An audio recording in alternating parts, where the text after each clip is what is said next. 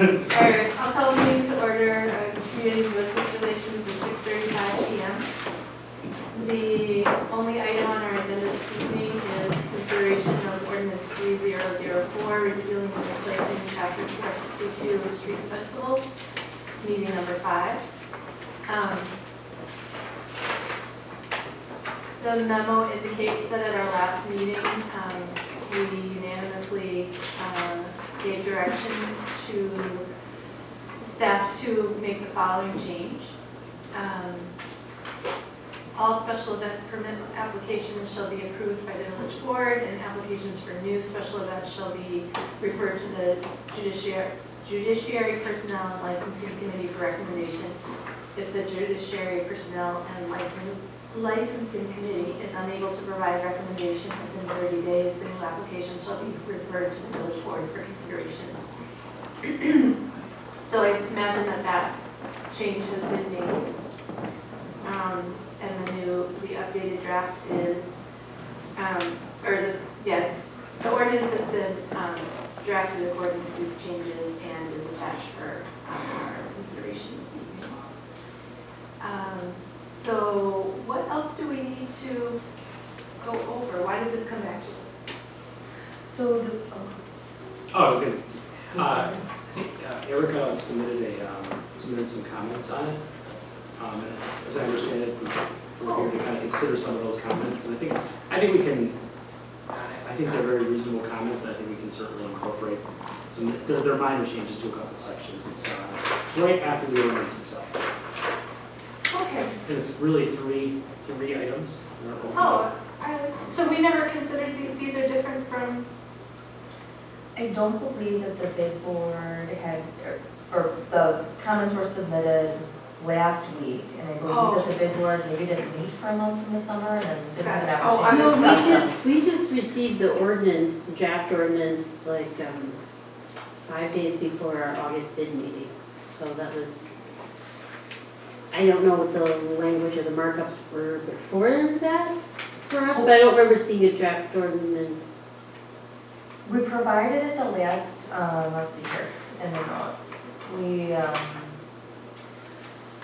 provided it on October 15th, on October 1st, in advance of your last community and business relations meeting on August 5th. And my understanding from Sarah was that you didn't have time at whatever meeting before their August 5th meeting to consider it with your board. So that's what brings it here this evening. So there were 3 items. Yes. Now I see where we're.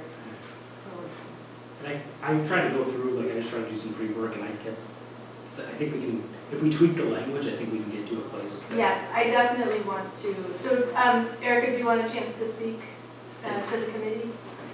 That would be great. I'll just hit each point. So the first point is about 462-4A1 that says that when you submit your event application, that all your vendors that are selling anything, whether that's beer or art, needs to be listed. Not that they would need a separate application for a vendor group, but I just want them to be more lenient of language that it's in. Now, I've only been doing events for 2 years, and it's quite impossible. I'm still trying to get vendors for the Feast event, and that's a week and a half away. Right. So that makes complete sense. To tame that do you have a little bit. Idea? Yeah, maybe I'm hopeful this works. So if we change A1 to read special event sales, all permit applications for special events as identified in 406-2 shall include a list of all vendors, and then we add current at the time of application and updated as needed. Yep, I like that language. That's great. Okay. Thank you. Thanks for that fix. All vendors don't readily put their addresses out because, so I am actually questioning the permanent addresses because they get all their contacts and their website information, but you don't always get that. I don't know why we would need, this is the type of thing that, not being an event planner or a user of the ordinance, that stuff like those phrases wouldn't jump out at me. So I'm glad that you're looking into it because we don't want to approve anything that's going to be a disadvantage, to Right. an unnecessary is there a reason why we have that language that the vendor addresses need to be included? Yeah, I'm sorry, I didn't see that as one of the comments in there, so I did not ask Sarah as to whether that was a requirement. And it's not in our memo, it just came to mind right now. Yeah, and so I'm presuming that it has something to do with the permits that are required, but my apologies, it wasn't identified before, so I didn't ask that question. I know with the other applications that there's extension of premise or cabaret. Right, then that makes definitely you sense. get that, Yeah, right, but for your basic art vendor, right, I don't see, it So- seems like anybody that would be asking to do something, well, I'll So it's let their you home know address, Lauren, it's- because he has his pen up, so he might have a quick fit to this. So maybe we talk to Sarah, if she doesn't absolutely need permanent, their respective permanent addresses, we change that clause to read an appropriate contact information. That gives you flexibility to get whatever contact information we need. I'm assuming we just need some sort of contact information, so. right. It would give the clerk's office the discretion to say, well, this is good enough, we have email, we have telephone, we have a temporary address. I mean, I would say, I'm okay with that as long as Sarah doesn't absolutely need a permanent address. And I guess, I don't want to micromanage, I don't want to get into the place where we're really managing vendors that you bring in, especially if they're like food vendors or, you know, retail or something. It's like, and if a permanent vendor wants to do something as part of the event that they need a special permit for, then you would have their, you know, like an extension of premise or a Right. cabaret license. Then it seems like that would just naturally fall in. So I can't think of, you know, I think we should leave it, we should find out from Sarah what's required by law and make any adjustments so that we can move on. And because I can't think of a vendor that we would need that level of detailed contact information Right. for, you know. It's your event, you can pull in. The applicant, I'm not saying the bid is going to be always the applicant, but any applicant can pull in any variety of vendors that they choose to do, like, you know, that meet our. I agree. Do you agree? I agree with that. As long as we get the information that we need on how to Right. process the application, I want to give some flexibility, you know, and reflect what's actually happening and what we actually need.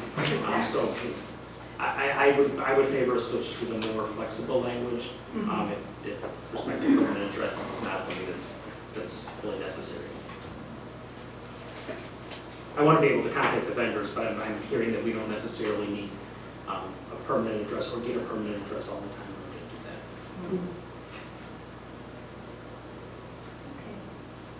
Oh, yes.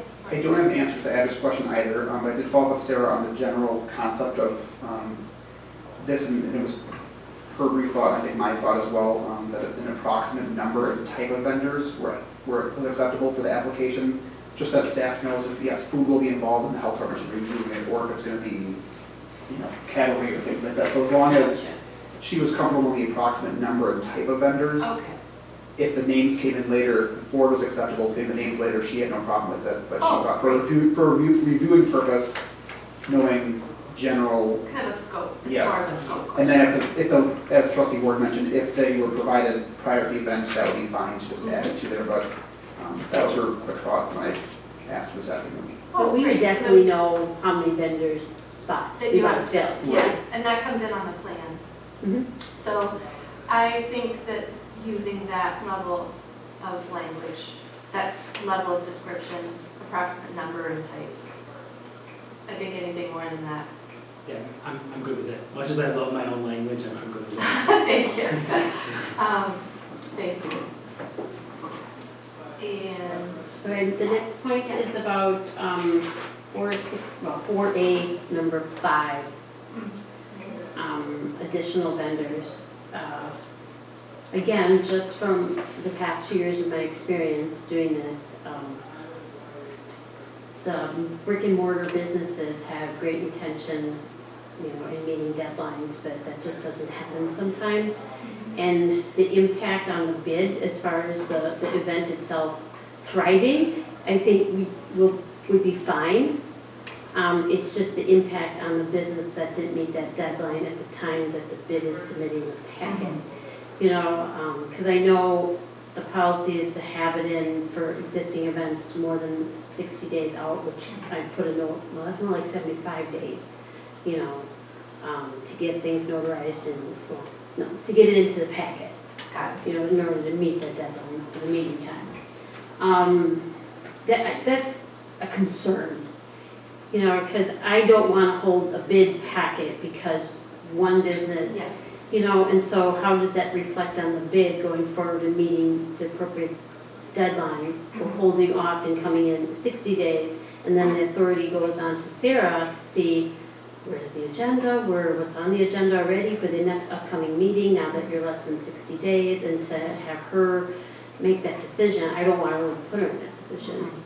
You know, so I don't really know what to do, or I have no recommendations for this, just know that that scenario will happen.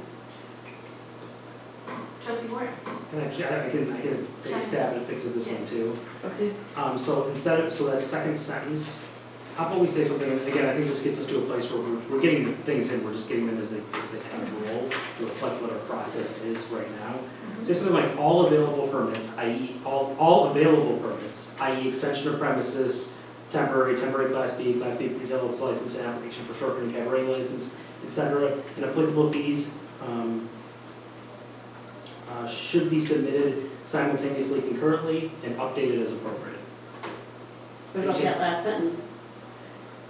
Yeah, I guess, I was thinking. What page is this on in the ordinance? Or in It's what packet? page 3 of the ordinance. Don't have packet numbers Okay. here. Oh, that's right, you're on paper. Yeah, I'm on paper. Okay. I'm old school. So it's item 5. Complete packets will not be accepted without such update or, I mean, I guess I wouldn't view them as incomplete as long as they're updated, because you get the. Because, I mean, we would know who else we want information or applications from. They can certainly be labeled like we did for the feast, because we didn't know for sure if Blues Egg needed to have an extension for how they were operating in the event. So we called it out, but then came back. Yeah. So what would, But then if the bid is short one application, what does that mean to the bid on that late application? And is it the responsibility of the bid to get it? I suppose it is, because that falls under that event.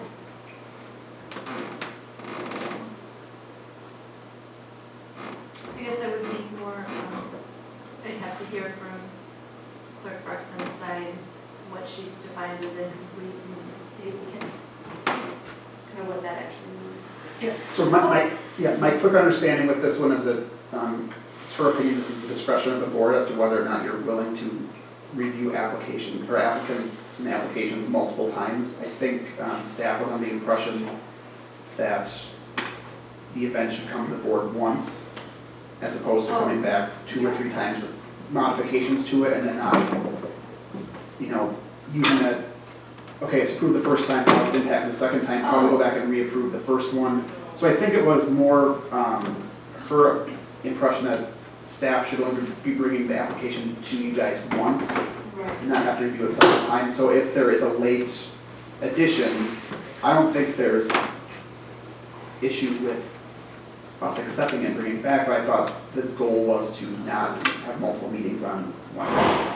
Yeah, my understanding of this is that we would be, that, I guess as we make these changes, in my mind, it's really so that it doesn't hold up the process, that we consider an event and the basic presentation once, we give approval, and then as additional details become available, they would go to the clerk, but that would not need to bring it back to the board. But I think these vendors are the ones that require extension premise or temporary licenses that do need board approval on those. Oh, I'm sorry. Yeah. So that's my understanding of why those should be within the initial packet, so that the other stuff staff is comfortable doing, but these do require board level Right. decisions. I don't see a problem with it, because it's and I'm sorry, I didn't make the distinction in my mind around the permitted vendors. Yeah, I don't see a way around it. I think it would just have those additional licenses would need to come to the board if they're available. Front of my face. I mean, I think we Yeah, would. all of the aspects of the packet, it would be my expectation that they be complete. It's just that those vendors that are unknown at that time come at a later date. Yeah, but we would never hold up an event. We either approve the event or we don't approve the event. It doesn't, we can't undo an approval of an event But based you're willing on. to accept additional, Yeah, and you know, it's that comfortability for some, because we get that question asked sometimes when we've had from board members, maybe not within the room, but, you know, prior to, which is what is this event associated with? What are they doing?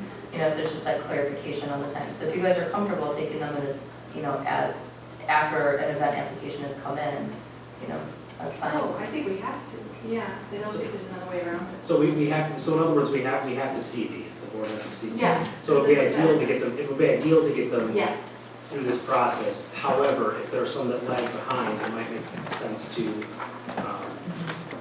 we would just take them up with the board at a later meeting. yeah. So we don't want to kick the whole application just because We we would not, want to right. delay. Yeah.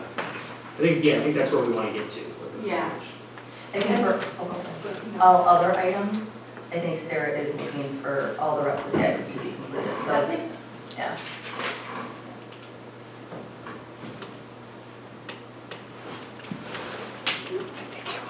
And have we done anything? Did they give them agendas? To all the other items? Nope, I'm just thinking that under 5, we would probably maybe just want to move that line, and then can you put it under, you know, because we're going to modify the language to accept them as updated as appropriate. And maybe Yeah, the incomplete packet seems to be referring to the event packet as far as like a scope, kind of describing the scope, the plan, They're going to discuss we need something. all those items to approve the event, but then additional vendors that don't get their business license, Sure. you know, application in, that we could handle that separately. So the incomplete packets, I see where it's relevant, but it really goes at the front of the consideration process. Does that make sense? So where is that in the 7:30. application?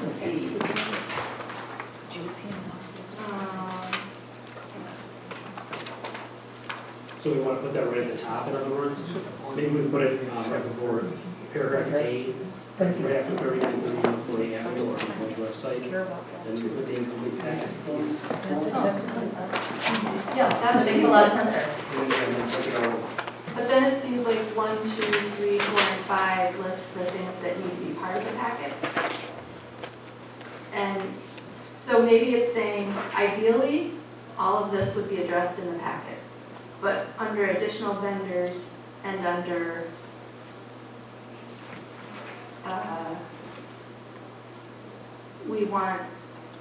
we're making a disclaimer that there is some flexibility in that case only under number 5.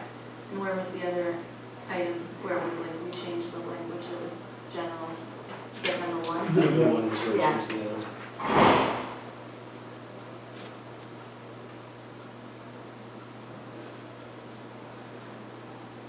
Will be involved in this. So number 5, we want to change to anything available is being submitted and then updated as appropriate. And that will need to go back to the board. Go ahead, sorry. No, I apologize, I cut you off. No, I was just to say that then we just need to find a place to put incomplete packets will not be accepted. How about packets should contain the following?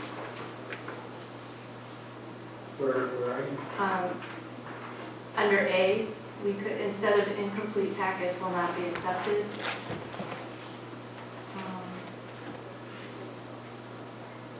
Oh, I see, so you could put incomplete packets will not be accepted after 3930 North Maury Avenue or on the village website, then that sentence would go, then it would say in addition.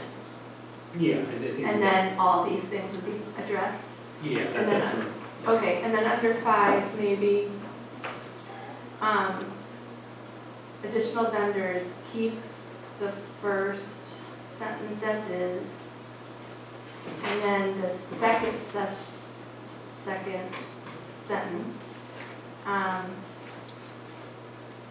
could end after be submitted.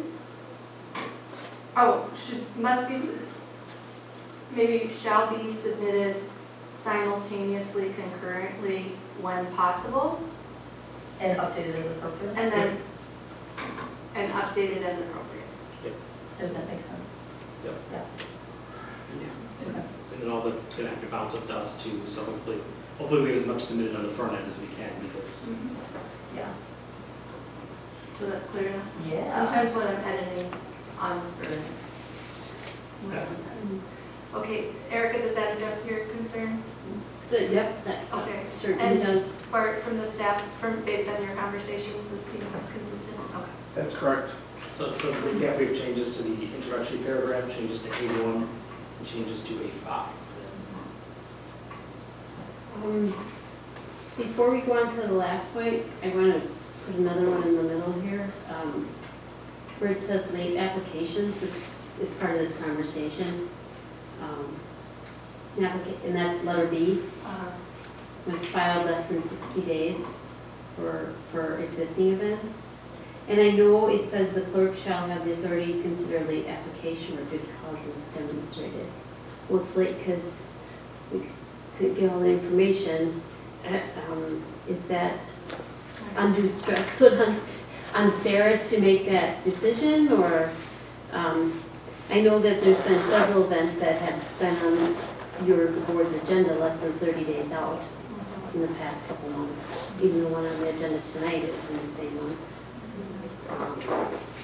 I don't know, I mean, it's more of, We did, and so this is what I recall from the discussion of community and business relations, that 90 days for any significant event is, there needs to be significant planning in advance. We want to encourage that because of some of the issues that we've encountered this year, primarily when it comes to road closures and having them occur on multiple weekends. So there was a specific request when we reviewed different items from this group that we even asked proactively for people to get in where their dates are, because the board wants to have a clear understanding where those events specifically related to road closure are going to come up on the schedule, because there's more than just the events that we're working around, from road construction planning, dynamics to current maintenance work that we're doing. So that was one of the days that the 90 days was in there, and the committee at the time seemed very comfortable with allowing the clerk, that discretion. I think one of the things that we wanted to vocalize to all groups who are submitting, in particular road closure permits, is that we want people planning in advance. And so we want, but if you look at the list of, we did an inventory, and if you'll recall, about all the special event permits that have been issued for the last 2 years, and it's pretty consistent. Yeah. So if there's a new one coming on the radar, and one of the things that the group had also commended the bid district for was clearly identifying the feast well in advance. When the bid district came forward with their list of events and things that they were looking to do, it gave everyone, or I think I won't speak for the board, but I think it gave everyone some good perspective in terms of what the bid from an event perspective was looking at for the year. And I think that was really helpful for some of the board members. I know it was helpful for staff. That's one of the reasons why we wanted to be more proactive in February, March each year, to reach out to these people and say, here's what we have.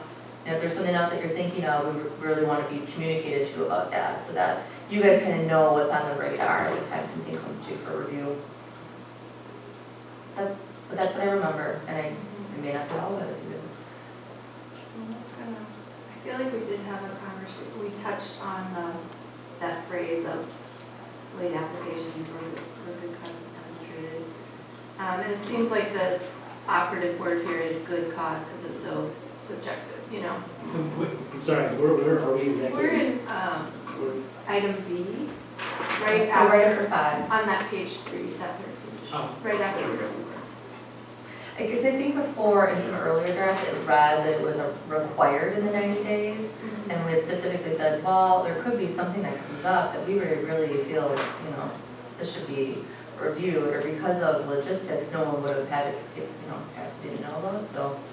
And if something doesn't require a site closure, Right, You know. it could be some other type of event. Right. Yeah, so the I mean, group this- in general didn't want to be too restrictive and they wanted the clerk to be able to have that discretion.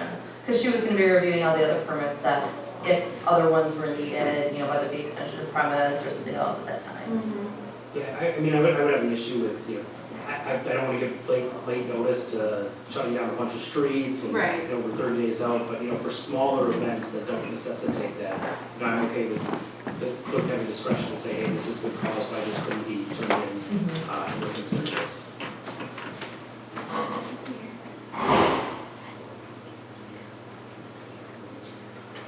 So do you think we need to change it, or do you think it's, I mean, I think we discussed, I recollection that we did discuss this. Yeah. We gained a level of comfort with it, so.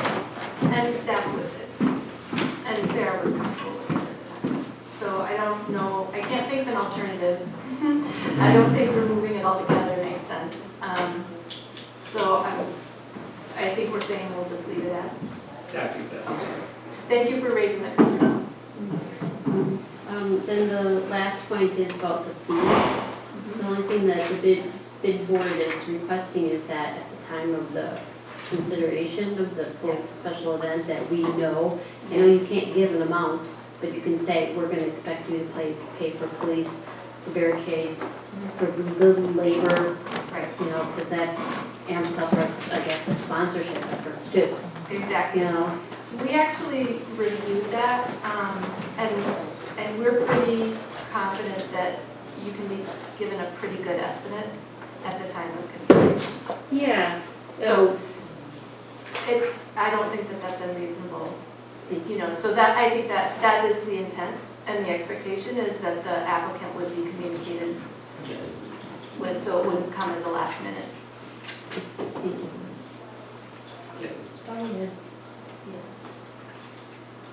So I see what you're saying, though, you just want to make sure, you're wondering, were you thinking that the language needed to be strengthened to make sure that that's the case, or you're just expressing an expectation? I'm just rereading the language to see how it says that the fees the additional fees may be charged on per man hour basis, and then we shall pay this within 60 days. I guess it's vague. It doesn't say that you have to tell us at the time. Right, it doesn't, yeah, it Doesn't say doesn't that. have any responsibility on Just it. don't want any surprises, I guess. Right. So I don't know if there's a Would we put a phrase in generic there phrase that can be put in there. that says applicants will receive any quote estimates of additional fees at time of consideration?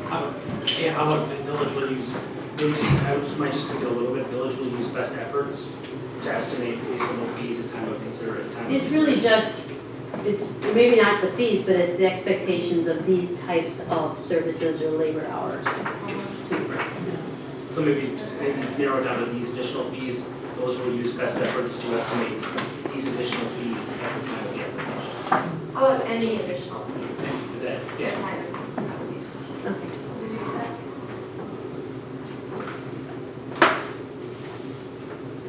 So, one is maybe just a refresher,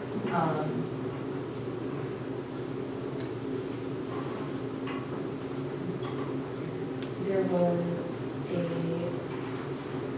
fresh my memory, because we went through a lot of different drafts on this.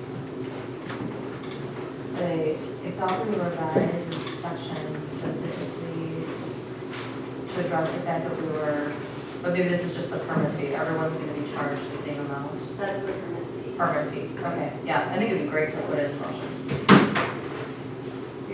so you can put that in there. Keep it, or you-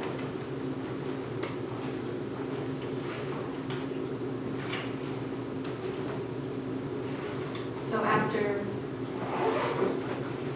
the sentence, in addition, on the third line, in addition to these applicable fees, additional fees may be charged on a per man hour basis for village services provided to village services. Oh, that's repetitive. For village services, period.